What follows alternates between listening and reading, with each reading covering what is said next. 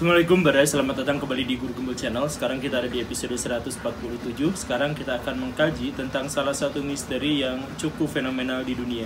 Kita akan membahas tentang USO, Unidentified Under Merged Object. Sebelum lebih lanjut, saya pengen cerita, ini pengalaman pribadi saya. Baraya begini, dulu waktu saya SMA, saya pernah berenang di kawasan pantai utara Jawa. Lautnya itu landai, jadi sudah berapa ratus meter pun sebenarnya masih ada dangkalan-dangkalan. Udah nyuksruk ke bawah gitu, terus sampai 300-400 meter dari bibir pantai itu masih ada dangkalan yang selutut atau seperut gitu. Nah, saya tuh berenang di situ. Dulu saya berenangnya mau lihat sunset di tengah laut. Jadi jam 6 sore atau sekitar itu, saya berenang-renang di kisaran 200 sampai 400 meter dari bibir pantai. Cukup jauh, jadi orang-orang udah kecil banget di sana. Saya di tengah laut berenang-renang kocek gitu. Dan itu pas sunset. Jadi saya harap saya menemukan momen yang eksotis gitu. Ketika saya menunggu menit-menit matahari akan tenggelam, saya pada waktu itu berenangnya di kedalaman segini airnya. Ketika saya melihat ke lain arah, saya kaget karena di depan saya ternyata ada sesuatu, entah apa itu, mengambang di antara dasar dan permukaan laut.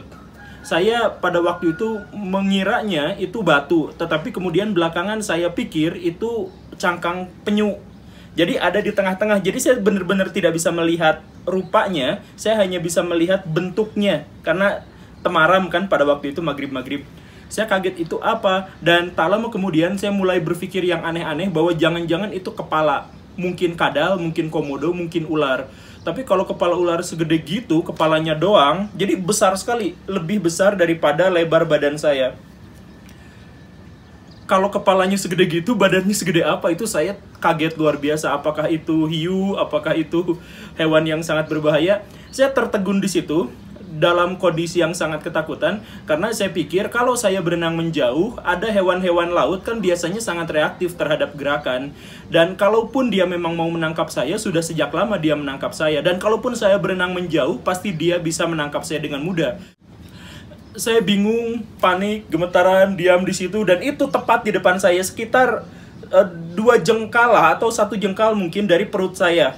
Hingga salah satu sisi dari benda itu membebaskan gelembung bluk-bluk gitu. Itu kaget, membuat saya terhentak, dan wah, kagok saya bergerak. Jadi saya langsung agaknya ngebecir gitu. Berenang secepat-cepatnya ke daratan. Saya sudah pasrah aja kalau di tengah jalan mau digigit atau ditarik atau apa, udahlah pasrah aja, pokoknya berenang aja secepat-cepatnya. Dan ternyata memang saya selamat dan bisa bikin video dan menceritakan pengalaman ini kepada Baraya. Pengalaman ini asli, dan sampai sekarang saya tidak tahu itu makhluk apa atau benda apa. Yang jelas, kalau murid-murid di kelas saya bertanya apa pengalaman saya yang paling menakutkan, saya ceritakan pengalaman itu. Tetapi balik ke topik, itu sebenarnya apa? 70% permukaan bumi itu ditutupi oleh lautan, dan sebagian besar dari lautan itu tidak pernah kita jelajahi isinya. Kita hanya ada di permukaannya saja, tapi bagian dalamnya kita tidak tahu, sehingga para ilmuwan meyakini ada begitu banyak makhluk-makhluk yang sampai sekarang belum kita tahu. Dan juga ada begitu banyak benda-benda yang sampai sekarang kita tidak tahu. Dari sinilah episode ini berangkat. Kita akan mencari tahu tentang fenomena-fenomena penemuan benda-benda atau sesuatu yang sangat mencurigakan dari bawah laut. Yuk kita mulai.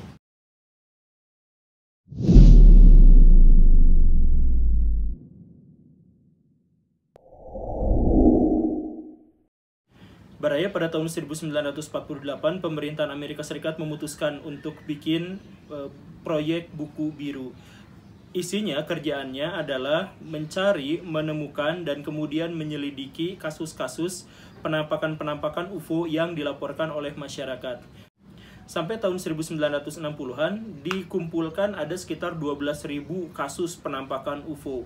Tetapi dari 12.000 itu, hanya 7% yang diakui kemisteriusannya. 93% itu ketahuan hoaks, ketahuan salah tafsir, dan lain-lain. Dari 7% yang ketahuan asli itu, 13 kasus terkait dengan lautan atau perairan. Jadi, disinilah fokus bahasan kita. Kita mulai kisahnya dari Alexander Agung. Jadi Baraya telah dilaporkan Alexander Agung itu pada tahun 330-an sebelum Masehi, ketika dia harus berhadapan dengan pasukan dari India, dia bertemu dengan sekelompok piring terbang atau dia sebut sebagai perisai terbang yang menyerang pasukannya sehingga pasukannya ketakutan dan cerai-berai, khususnya pada bagian kavaleri dan pasukan gajah. Serangan piring terbang ini membuat pasukan Alexander Agung terhenti untuk bisa melintasi sebuah sungai. Dan pada gilirannya bahkan Alexander Agung memerintah orang-orangnya untuk menyelam ke dalam, mengamati apa sesungguhnya piring terbang yang dimaksud itu atau perisai terbang yang dimaksud itu. Nah, cerita ini didapatkan dari buku Stranger Than Science karya Edward yang terbit tahun 1950-an. Dia tidak mencantumkan referensinya dari mana, tetapi diketahui belakangan bahwa dia salah menerjemahkan dari teks yang ditulis oleh anak buah Alexander Agung yang asli. Namanya adalah Quintus Shortius. Nah, si Quintus Shortius ini menuliskan bahwa ketika dia berperang dengan pasukan Tyri, itu si pasukan itu ada di benteng, kemudian menghujani pasukan Alexander Agung dengan perisai-perisai yang dipanaskan sampai panas banget, kemudian di atasnya itu diisi oleh cairan-cairan yang sangat panas dan pasir-pasir panas. Kalau dilemparkan, itu benar-benar senjata yang paling menakutkan untuk pasukan Alexander, karena kalau jatuh si pasirnya masuk ke baju-baju zirah itu baju zirahnya terpaksa harus dibuka karena benar-benar meleleh gitu. Nah, catatan Curtius ini kemudian salah terjemahan oleh Edward, sehingga Edward menyebut itu adalah serangan perisai terbang yang ditafsirkan menjadi UFO atau alien gitu, dan kemudian keluar masuk ke sungai. Jadi salah terjemahan, kita menghadapi begitu banyak cerita tentang salah terjemahan di masa lalu ya. Lucifer kita pernah bahas, itu salah terjemahan ya, tidak ada yang namanya Lucifer. Kemudian Lemuria itu juga salah terjemahan dari Muri-Muria, itu juga banyak salah tafsir ya. Nah, sekarang kita ketemu lagi bahwa UFO pun atau USO di zaman Alexander juga itu salah terjemahan. Walaupun itu salah terjemahan, tidak ada salah terjemahan apapun dalam kisah Columbus. Jadi Columbus juga diceritakan bertemu dengan UFO. Jadi ada jurnal Columbus yang ditulis langsung oleh anak buahnya, dan pada suatu malam sekitar 11 Oktober 1492, Columbus melihat cahaya-cahaya di ujung cakrawala. Cahaya itu terbang naik ke atas, ke angkasa, turun menyelam ke lautan, ke kanan, ke kiri, dan lain-lain. Catatan ini tidak memberikan kesempatan para skeptis untuk membuka bahwa wah ini mah salah terjemahan apa, tidak mungkin. Tetapi masih membuka penafsiran-penafsiran. Bartolomeo de las Casas misalkan mengatakan bahwa itu tidak harus UFO. Itu mungkin saja adalah di satu pulau ada orang-orang Indian yang melakukan kehidupan sehari-hari. Di malam hari mungkin mereka berburu kerang, berburu ubur-ubur, pakai obor kan. Nah, dari kejauhan mungkin Columbus melihat itu sebagai cahaya-cahaya lilin yang misterius. Tetapi Las Casas ini sebenarnya teorinya sangat diragukan, bahkan tidak masuk akal. Pertama, Columbus pada waktu itu ada di tengah laut dan tidak ada pulau yang terlalu dekat untuknya untuk bisa melihat cahaya-cahaya dari penghuninya. Itu yang pertama. Kemudian yang kedua, tidak memungkinkan kalaupun itu adalah orang-orang Indian, dia masuk ke laut, naik ke atas, ke sana ke sini, dan menghancurkan sistem navigasi Columbus. Karena Columbus juga dalam catatannya menyebut bahwa jarum kompas pada waktu itu ngacak-acakan. Ada juga teori yang menyebut itu adalah fitoplankton. Kan Baraya tahulah kalau di lautan itu pada malam-malam tertentu, fitoplankton atau cacing tertentu itu nyala mengeluarkan sinar. Jadi kalau Columbus bertemu dengan itu, kemudian ada di kejauhan, kemudian bias, jarak, angin, dan lain sebagainya, memungkinkan cahaya-cahaya itu terkumpul di satu tempat sehingga terlihatnya seperti cahaya satu atau dua gitu yang kesana kemari. Mungkinkah seperti itu gitu, karena ada teori juga yang mengatakan seperti itu. Tapi teori itu terbantah juga karena Columbus pada waktu itu catatannya tertulis 11 Oktober 1492 yang menunjukkan pada waktu itu lagi bulan Sabit. Sedangkan makhluk-makhluk yang ada di perairan itu hanya bisa hurung-hurung nyala-nyala itu kalau sudah bulan purnama. Jadi ini juga terbantah. Jadi Baraya yang suka sama UFO ini adalah misteri yang sampai sekarang belum terpecahkan. Apa sesungguhnya yang dilihat oleh Columbus? Kita juga pernah sedikit menyinggung fenomena ini di episode tentang segitiga Bermuda. Lanjut ceritanya. Baraya di tahun 1971, orang-orang National Geographic itu sedang melakukan pemetaan di sekitar Costa Rica. pakai pesawat terbang, simpan di bawahnya kamera dengan resolusi tinggi dan layar yang besar. Kemudian si kameranya di set supaya setiap 20 detik itu motret sendiri gitu. Jadi si pesawatnya terbang muter-muter, jepret begitu seterusnya. Ketika turun, tim National Geographic itu tentu saja akan memeriksa hasil-hasil jepretannya. Ada di antara ratusan foto itu, satu yang menunjukkan ada benda yang diameternya kira-kira 36 meter, ngambang terbang di antara pesawatnya dan daratan. Besar sekali. Benda ini aneh dan menyerupai UFO-UFO seperti yang ada di film-film. Kemudian ini juga telah dikonfirmasi, diajukan kepada Kodak, diajukan pada ahli film dan sebagainya. Semuanya sepakat bahwa tidak ada pembiasan, tidak ada pemantulan, tidak ada apapun yang bisa menafsirkan bahwa ini adalah benda yang lain. Pasti ini adalah benda yang terbang, ukurannya 36 meter. Di hari yang sama, warga sekitar Danau Kote juga melihat penampakan benda itu keluar masuk danau, dan beberapa yang lain hanya mendengar suaranya saja. Jadi fenomena ini nyata. Apakah ada sesuatu markas rahasia di Danau Kote? Kan banyak juga orang yang berpikir kalau memang alien itu banyak menampakkan diri di mana-mana, di video-video, di foto-foto, kenapa markasnya belum ketemu juga sampai sekarang? Mungkinkah markasnya disembunyikan di dasar perairan, sama seperti temuan yang terjadi di Laut Baltik?